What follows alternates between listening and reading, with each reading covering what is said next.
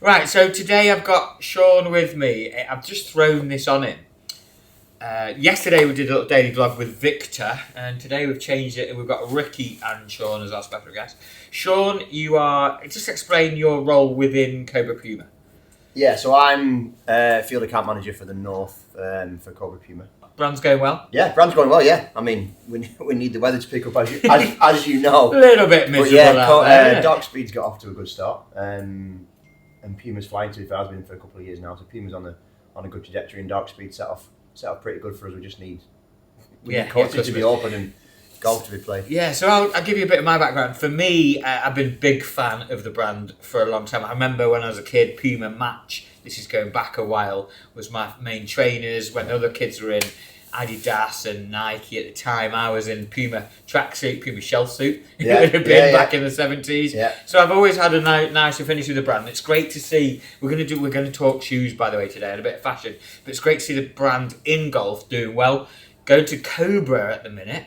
For me, in our fittings, Cobra, although I am a TaylorMade ambassador, I'm an ambassador for all my brands. Cobra Dark Speed driver, price point brilliant, performance has been certainly the best, or level with a couple of the best at a lower price point. So why I'm seeing good launch, good spin, good numbers from not necessarily the lowest spinning product. So I don't know if you're finding that out on the market as well, but that which is the blue head, not the LS head. Yeah, the X, the Dark Speed X. Dark Speed X. The numbers I'm getting off that, and we've actually got my boy.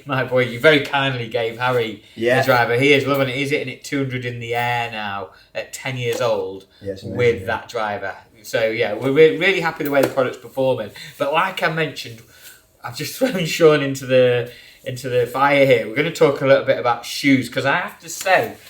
We've got a few different things here, and this one, first of all, this is the Arnold Palmer shoe, right? The Arnold Palmer shoe. Now it's Masters time. Arnie, or Mr. Palmer, is a very, very poignant figure within the Masters. He used to do the honorary starting, so great to launch this shoe around the time of the Masters. The Palmer range, what is it about the Palmer range? It's a bit different, isn't it? Yeah, it's a little bit different. So we do a collaboration with Arnold Palmer's brand. Yeah. And we're licensed to sell his products with his trademark. Yeah. And then we just do cool, funky lifestyle stuff. I mean, he was renowned for out there, wasn't he? He was a fashion icon leader in golf, so to speak. So yeah, these are pretty cool. Cracking shoe, that. Pretty cool shoe, not to be worn now unless you're on holiday or no, we'd ruin them. Living in the sun. I've got a quick question for you. Do you have any idea what Arnold Palmer would have for his breakfast? Oh. He's an athlete. Come on, have a think about it. I've got a little probably a Long Island iced tea. Yeah, probably, but he's a bit more of an athlete than that. So I was over in Augusta 2015 in the clubhouse, very fortunate to be invited by a member of Augusta. And I'm sat in the clubhouse having my breakfast at the table, and I've got my back to the buffet. There's a nice long breakfast buffet, chefs in their white hats and everything. Yeah. And this member at the time, Johnny, said to me, "Dan, you need to go get your breakfast now." I'm like, "No, I'm all right at the moment." He went, "No, go now, get up there now." I'm like, "No, honestly, I'm fine." He said, "Just get up, turn around, and go get your breakfast." Got up, turn around. There's Mr. Palmer, stood at the breakfast buffet, ordering his breakfast. That's why I'm asking the question. Yeah. Got there, stood next to him. Morning, Mr. Palmer. Morning. We had a couple of minutes of a little chat to explain I'm from Lytham, whilst he was waiting for his 3-egg white omelette with a little bit of onions and peppers. There you go. That is an athlete. There we go. Not even had the yolk. 3-egg white omelette. You're a bit of an athlete yourself, Sean, but is that the kind of breakfast you go with? 4 Weet-Bix for me. Every morning. A couple of sausage eggs as well. Yeah. So that's what Miss Palmer's doing breakfast. Bacon, I know how we've got from a shoe to bacon and eggs and buffets with Miss Palmer, but what an experience for me, and it's great to be able to have that shoe in store. And what you've allowed me to do as well is have the Arnold Palmer collection, not just in footwear but in clothing in store as well, which is it's niche, isn't it? It's a niche market. It's on course, off course lifestyle. And you've got a retail space there which you can showcase a brand. And we put it in, it does really well. It's doing good. It's a niche brand which does well. Brilliant. We're enjoying working with the brand. Let's look at a few other bits here because you brought a couple of other shoes in. Yeah, we bought a collection of shoes. So we've got This is a newbie. There's something funky going on the sole there. Do you want to explain a little bit about that? I mean, yeah. So this is our Phantom Cat Nitro shoe. So retails at 130. Yeah, 129, 130. So this is our tour shoe. So we've got a lot of the tour players in this shoe. So you've obviously got Nitro foam technology, which is our most comfiest, fastest, reactive, dripping down from the footwear and the running, which we're doing really well in. Obviously, you can see from the sole, it's a little bit different. So we've got flex spike. Spikes new way of inventing spikes. Yeah, so these are like groundbreaking without being groundbreaking is a play that they're going for. So it's good for the greens, good for the grass, and you're never going to need to replace your spikes because the shoes will outlast the person wearing them. Yeah, okay, that's good. So to speak. So someone can't come in and get them replaced. No. But, as with a lot of shoes at the minute, we'll just look at this sole. Great for driving ranges, not really great for the Great British Summer. More shoes, more brands going down the moulded sole route. That is going to be a bit more grippy. Yeah, this is for performance, for tour players, for ultimate grip, ultimate speed. So you need the spikes in there. This obviously has got a little bit of traction on it. Yeah. But it's for soft. It's for dry conditions. Great for driving ranges. We've obviously got premium leather on top, so we've gone back to leather. They went leather a few years ago, but they've gone back to premium leather now. So it is a great looking tour shoe. Yeah, like it. Fair. Love it. Are we going to see anyone wearing that in the Masters? Contracted or uncontracted players? Oh, I'm not. Yeah, good question. Secrets. Good question. Things out of him I'm not sure. We've got a few players in this shoe now from Europe who haven't qualified for the Masters. Not sure what shoe Rickie will be in. He's got a bit of a hybrid of this shoe. He'll be having something. He's got that sole, but he's got another top hybrid. He's got a hybrid of that shoe, I think. But we'll see. I mean. So one thing we haven't noticed with Puma, it's gone well. I've been wearing them a little bit, going away from shoes a second, is the cuff jogger pant. Will we see that in the Masters, do you think? Rickie might be wearing that again? Yeah, sometimes he rocks that up, but different events usually. He usually goes for like quite a longish, wideish pant, as the Americans do. He has worn that jogger. Loves a flare. Yeah, he loves a flare. He has worn the jogger a few times, but I don't think he will in the Masters. But he will have some Masters special tops on, that is for sure. Great, excellent. So go on, we've picked a couple of other shoes out. Yeah, and then we've got... God, this is classy. Yeah, so this is our Avant shoe. So this is our soft spike shoe. We've obviously got a bit of a fun sole there. So you've got tech and traction there, but you've got a bit of fun. Says golf, obviously, because it's a golf shoe. Is that just to remind you? Oh, what am I playing today? Let me just check. Yeah, golf. Yeah. So we pitched this at a 99 retail. It was going to be a 120 retail, but we dropped the retail to 99. It's premium leather. It comes in 3 different colours, and we've also got another saddle which comes on another shoe. So we've got a little bit more of a jazzed up version for 110. It's a good looking shoe. It's a seriously comfy shoe. Looks a bit more traditional. Yeah, more of a traditional shoe. But that looks great with joggers, by the way.